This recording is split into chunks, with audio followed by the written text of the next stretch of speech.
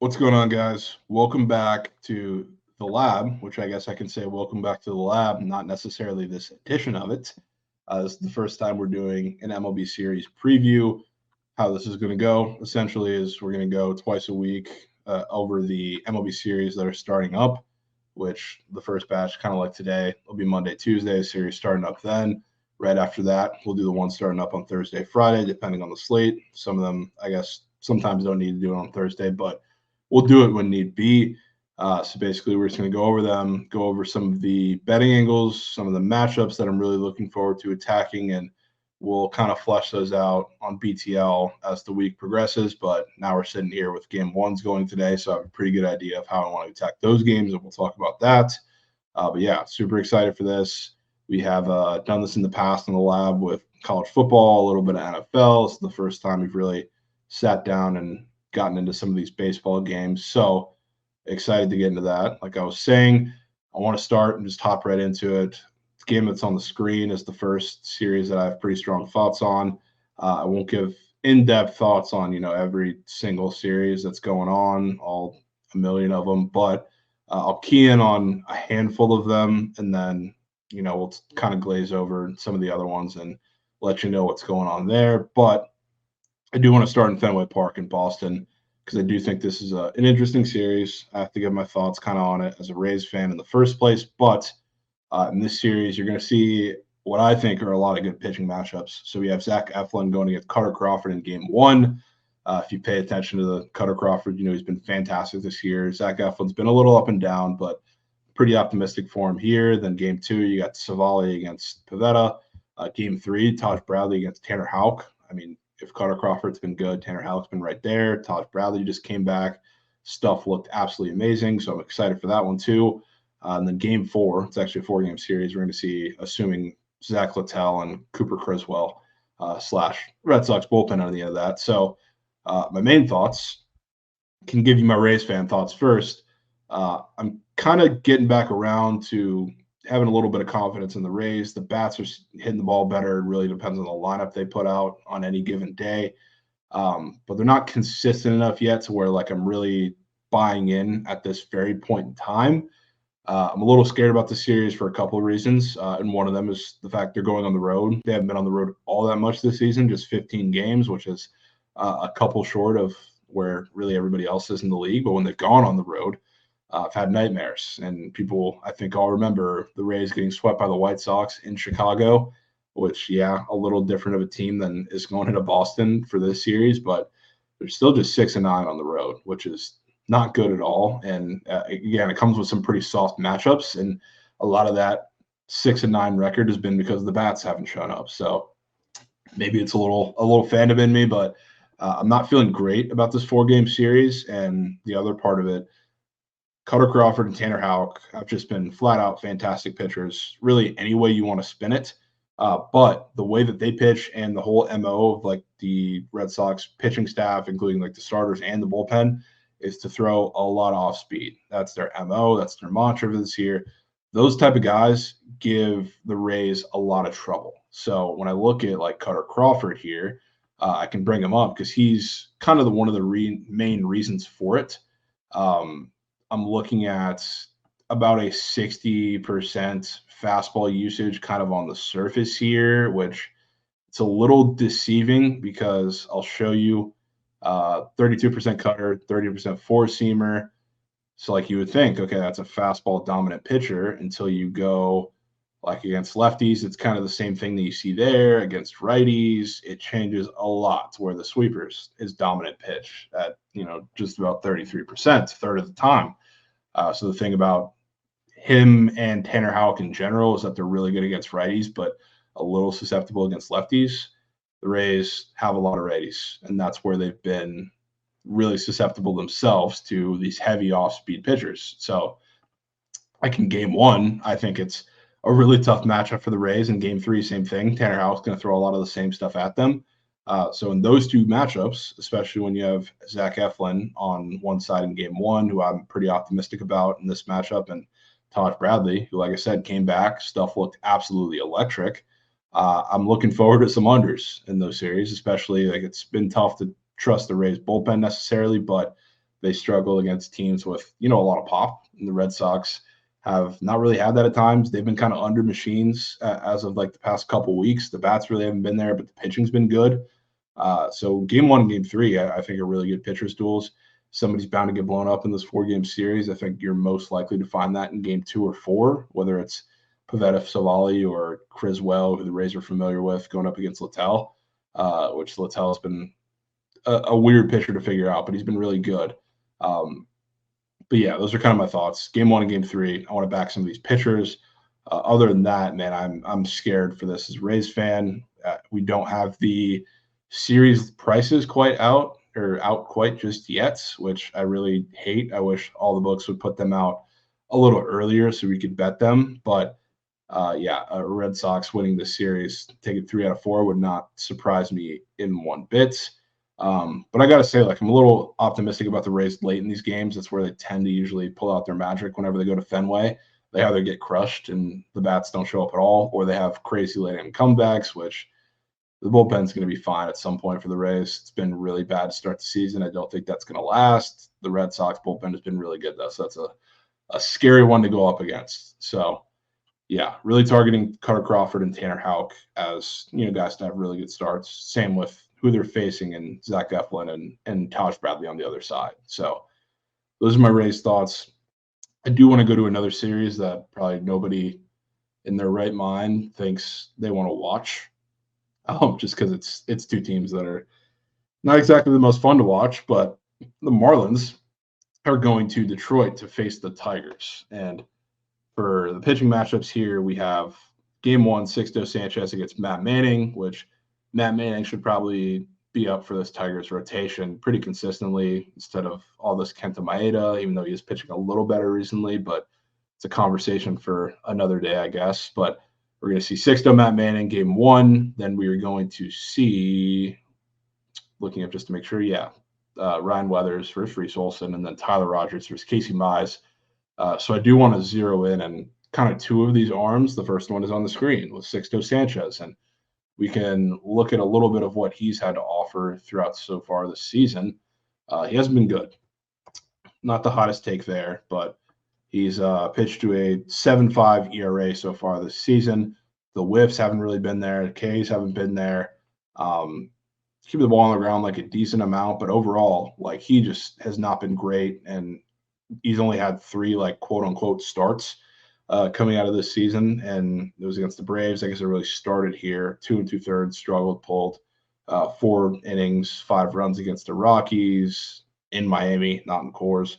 Then 4 innings, 2 runs against the A's, which I guess that was his strongest start. Still not fantastic with 4 innings, 2 runs, 3 walks, but you take what you can get if you're Sixto Sanchez. So I guess the theme of this series for me is I expect a pretty decent series out of the Tigers for a couple different reasons. Like, their bats, if there's any cure to a team that's been struggling at the plate, it's go and face the Marlins, because their pitching staff has just been god-awful, especially when you get into the bullpen. And I'm looking at game 1 against Sixto Sanchez, and you look at that and you say, all right, this is a guy who's thrown 4, and 2 2/3 in the 3 starts that he's come out for. So what does that mean if you're the Tigers? You might get a shot at the Marlins bullpen for 5+ innings if everything kind of stays the same. So the Marlins bullpen has been terrible. So I expect from game 1, I think the Tigers offense is a pretty good shot to pick up the bats against Sixto and the bullpen. I don't really know if I feel all that confident of what you're going to get from the Tigers bats against like Ryan Weathers and Trevor Rogers, 2 pitchers that, like, Ryan Weathers is on and blowing by fastballs. Like, he can have a decent start against a bad lineup. Sure. Trevor Rogers has been pretty bad though. So I think I kind of lean that matchup towards the Tigers, but game 1, I do really like the bats, especially if the bullpen is compromised and used for a while. And then game 3 actually is one of the interesting ones from a pitcher perspective that I think. They're going to have Casey Mize going, which, again, if you're not familiar with what this guy has been doing, like, he hasn't put up like eye-popping numbers, but 3.58 ERA, kind of rounding into form of what they expected him to be at the top of that rotation. So a big reason for that is sitting right here, 74th percentile ground ball rate. He's been keeping the ball on the ground a lot, which is pretty important because I'm gonna look and sort this data from or to right-handed pitchers for the Marlins. Because the Marlins are sitting right up here. If I were to go to batted balls, ground ball rate, 54 or 50.4% ground ball rate against right-handed pitching, which is tops in the bigs, most in the bigs. So for Casey Mize, a guy who this little revelation has pretty much depended on that for him, I would love to lean into that, especially on a getaway game, early game. We kind of know those games with those offenses have tended to soar under. I wouldn't mind leaning into that one bit. But yeah, other than this like blip against the Yankees where he gave up 5 and then like first start of the season against the Mets, who don't strike out a lot and put the ball in play, he gave up 3. Other than that, like he's been lights out. Just had a really good performance against the Astros. Really weird series there with a sputtering offense, but point kind of holds. I think the Tigers, again, we don't have series prices for really anything just yet, which is super annoying. But I do think the bats come alive in game 1. I do think Casey Mize has a really solid matchup in game 3. So, I mean, I would take them on the series price. It's hard to project if it's going to be in a bettable range against the Marlins, but Tigers don't often get too much respect in the series prices. So I wouldn't be surprised if it's kind of borderline too juicy to take, but kind of right on that line. So I do like the Tigers, and I will be backing them in that series. I think this is one of the more interesting series as far as betting perspectives go. So we'll be tapping into that. And I'm skipping over some of these series, but I'll circle back to them at the end just to give pretty short thoughts.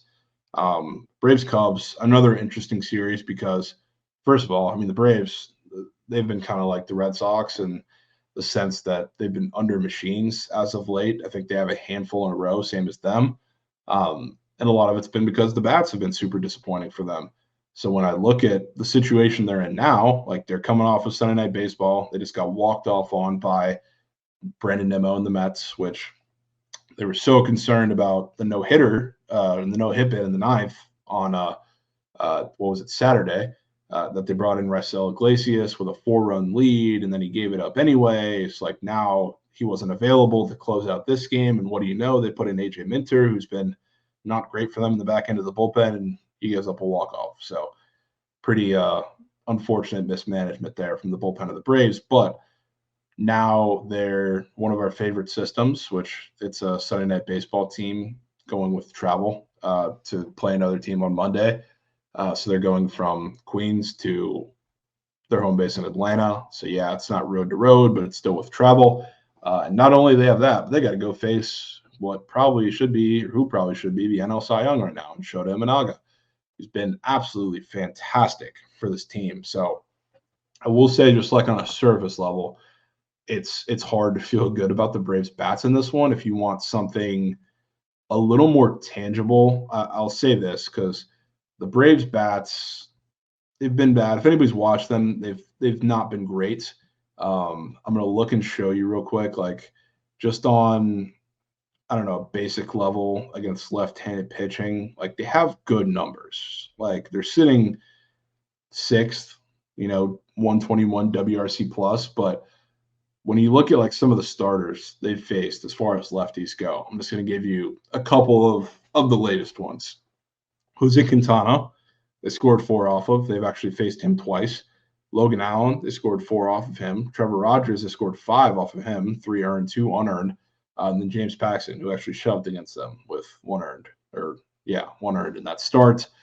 Trevor Rogers, they've also faced multiple times. Like I'm looking at these starters, there's a few common denominators. Like if we look at Quintana and Paxton, those are low K rate guys. Those are guys who are not going to do much in the whiff department. If you talk about Logan Allen, that's a guy who gives up a shit ton of barrels. If you talk about like Trevor Rogers, that's a 6.5 pitcher for the Marlins. Like you 6.5 ERA pitcher for the Marlins. He's just flat out not been good.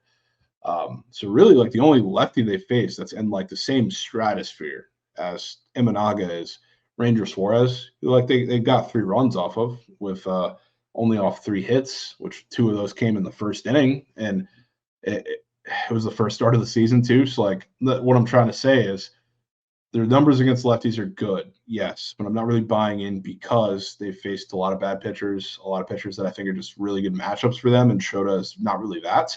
there hasn't really been a pitcher with really good strikeout stuff from the left side they've faced. So I do have a lot of optimism for Imanaga in this matchup, and probably another under game I wouldn't mind targeting. Like I don't want to get too carried away with backing unders for these teams that have hit a bunch in a row. Like I think the Red Sox, like I talked about, are in the same kind of area there. So don't want to take too many, but Sunday Night Baseball coming off of that, I don't love the bats in this spot really. And then on the other side, like Ronaldo Lopez has been really good too. So game one, another one of those good pitching matchups, I think, especially with the situation the Braves are in. I don't really have strong thoughts as far as sides go in the series as a whole. I will say, like Hayden Wesneski is pitching game two against Chris Sale. Sneaky good pitching matchup. Wesneski has come back after tweaking some stuff in the minors. He's pitched to a 1.59 ERA, back-to-back quality starts against the Padres and Brewers. So he's an arm that I've kind of had earmarked since he's come back and looked really good. And then everybody knows what Chris Sale has been doing. So for that game too, I'll be keeping an eye out on ways to back those pitchers. But yeah, other than that, I don't know. If we do get into the back into that series where it's Assad against Charlie Morton, and we've seen two straight unders or two really good performances by a couple of pitchers in the series, I would not mind backing runs really one bit in that getaway game. So that's all I got for this Cubs series. I will talk about this National Series for a second. Definitely another one that's really gross on the surface, but I kind of like these gross series because they provide a little bit of betting value, I think. But for this one, I don't have like a specific angle necessarily, other than wouldn't it be funny if Trevor Williams, who, I mean, you look at what he's done, and I can pull it up really quickly. I mean, he's been lights out, absolutely lights out. Sub 2 ERA. Just had back-to-back shutout performances against the Rangers and Orioles. Rangers offense is sputtering. That's a conversation for another day. But he went to Texas, 5 shutout. It's not a joke. He just, pitched a massive series against the Orioles, 5 shutout. He's been amazing. 5 shutout with 8 strikeouts against the Orioles too. So, I mean, wouldn't it be hilarious if the first time that really anybody's been able to figure him out was when he went to Guaranteed Rate Field and faced the Chicago White Sox, who are sneakily hitting a little better against right-handed pitching as of late. So looking at like the probable starters for this series, for the Nationals, it's going to be Trevor Williams, and in game 2 and 3, it's going to be Mitchell Parker and Patrick Corbin. The White Sox, far and beyond, worst team in the MLB right now against left-handed pitching, 50 WRC plus. So if they're going to steal anything, like, yeah, Patrick Corbin is not the typical lefty, so maybe they have something against him. But if they're going to steal anything, like against Trevor Williams, it weirdly feels like the time. And Chris Flexen, I don't love backing him coming off of a ridiculous start. Last time out, he looked fantastic, or I guess last couple times out. I don't know if that was his last start being against the Rays, but overall, I think we've been pretty impressed. It was his last start. Six innings, 1 run, 8 Ks. Looked absolutely fantastic. So I don't love backing him off of that, I'll be honest with you, but something in the gut is telling me that Trevor Williams in this weird spot where nobody expects maybe gets touched up a little bit, but I don't want to back the White Sox too much, so I'll leave my thoughts to just that. Another one that I do want to talk about for sure is what's probably going to be the late night for a while. This Reds D-back series, obviously secret Reds second team fan, but this series, first of all, I mean, you can put the frame in it with the Reds. They've been struggling. A lot of that's been because, they half their lineup or more is hurt. Now you can add to that list maybe again with TJ Friedl, who got hit on the hand in San Francisco on Sunday. Had to leave the game. Don't know what his status is. We won't really know that for a couple more hours here. But yeah, their whole team's been hurt. Bats have been asleep. They haven't won a series since April 21st when they swept the Angels. So now this is going to be the second D-back series in a week. And we talk about the probable starters that we're going to see. Obviously, game 1 on the screen, Ashcraft versus Monty. Then you're going to see game 2, Slade against Hunter Green. And then game 3 is going to be Abbott versus Fott. The first 2 of those matchups are repeats from what they saw in Great American Ballpark. D-back swept that series. The pitchers were great, really, for a majority on both sides. relatively low scoring, just like a lot of the Reds games have been recently, because the pitchers have been decent, the bats have not. So another one of those teams that's been a sneaky kind of underwagon. My theme for this series is honestly runs, and uh, it does help that we're going to go to Arizona. I mean, I don't know what the roof situation is there, but better conditions. I think the Reds, as much as their bats have been bad and they did lose the series against the Giants, I did see a couple things that gave me hope for them. Obviously, like their entire offense has pretty much been Ellie De La Cruz manufacturing runs. He's been kind of on no matter what. But a guy who's really important for them, massive offseason addition, is Jeimer Candelario, and he's finally starting to hit the ball a little better. So he's a massive piece in the middle of that lineup. It feels like he's come up in an RBI spot pretty much every single game for them and hasn't been able to come through early on in the season, but now he's starting to. So I do think the bats are going to be a little better, and especially when it's two pitching matchups, so four pitchers in total, that these teams are going to be seeing for the second time in a week. I love to back runs after those pitchers just pitch well against these teams last time out, like I said a week ago. So in this series, I do support a little bit of runs. Whenever feels like whenever the series goes to Arizona too, it's just always chaos. I know it was in the heat of the wild card battle last year. I think it's going to be more of that. I think it's going to be a crazy series.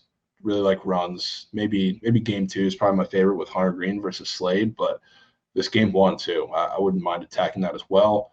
Definitely want to keep backing Candelario though. He has been seeing the ball really well, and that's huge for them. So yeah, I like runs after we got a lack of them in Great American Ballpark in the series. Last one I'll kind of go in detail on is this Royals Mariners series. So I mean, game one, we get Singer Kirby. I mean, really good pitching matchup. Then we get Michael Walker, Logan Gilbert. Then we get Alec Marsh versus Brian Wu. I think it's judgment day for the Royals offense. And I've been kind of pounding this drum for a while now, where like it was cool. I love the Royals. They're a fun team to back. They had their kind of Linsanity moment early in the season for the first couple weeks where the offense was literally the greatest of all time.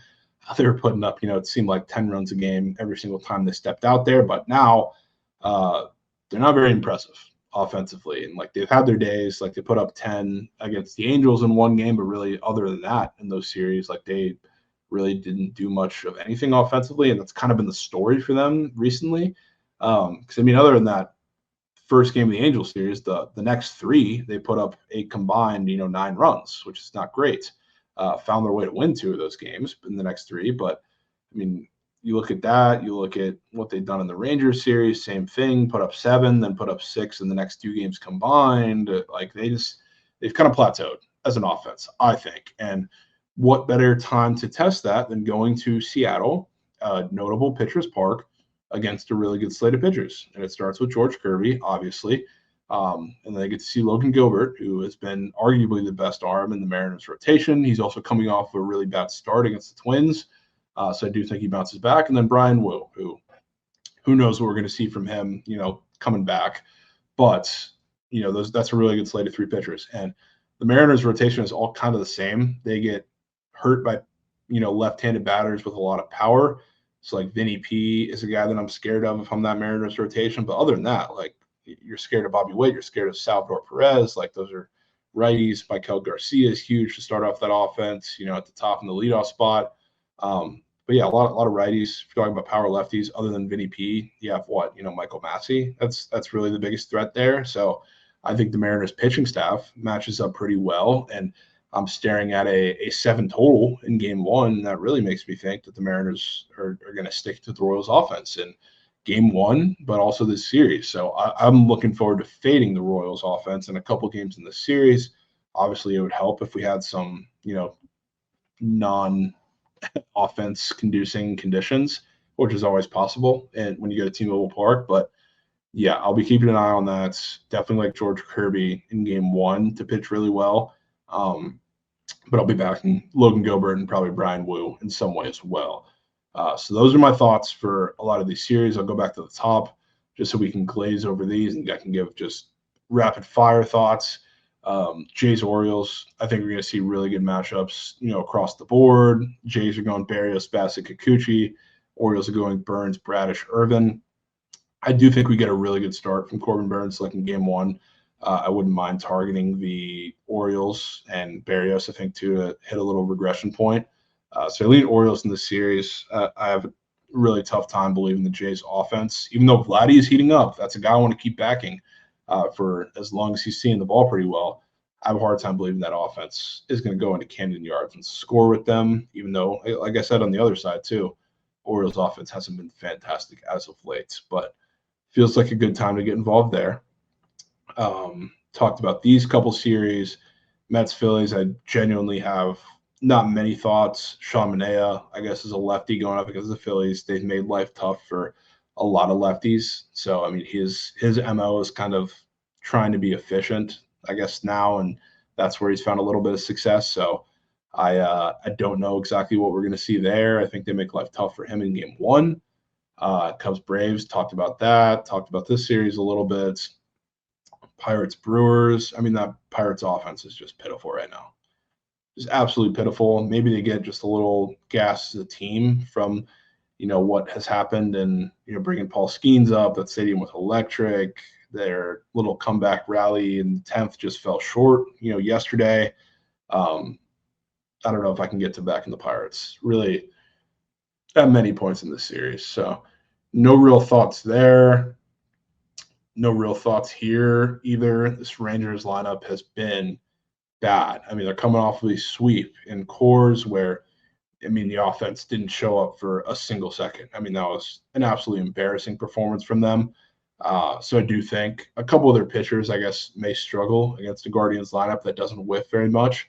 I guess it might change a little bit with the current lineup they're throwing out there, but yeah, no real thoughts from me in this game. I think this just may be another slow offensive series for a couple games in the series, but yeah, other than that, no real thoughts. A's Astros 4-game series. Actually, we have starting up here. Looks like the A's have Stripling going game one, then Sears Blackburn, and I guess we have no confirmed fourth starter for either of these teams yet, but we're going to see Spencer Arrighetti, Ronel Blanco, Framber Valdez. Yeah, there's not much here for me. I guess you could say maybe looking for a JP Sears really good start in game two. I guess if that, the Astros have still been good against lefties, but starting to strike out a little more, which maybe could be what JP Sears kind of wants or something to lean into there. But yeah, I have no real angles pre-series for this one. Cardinals, Angels, two just offenses that are pitiful.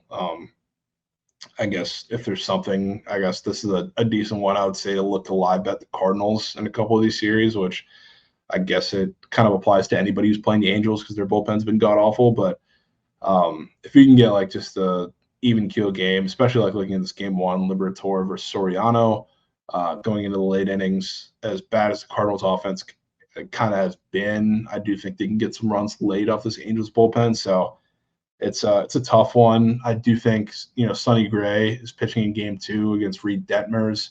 Maybe that's just a square under to take. Sonny Gray's coming off of a really bad start against the Brewers, which surprised a lot of people. One of those like really weird short slate games. So I do think he's going to have a really strong bounce back start. If anything, that's the game that I'm looking forward to from a pre-series betting angle in the series, backing Sonny Gray. But other than that, not very much for me.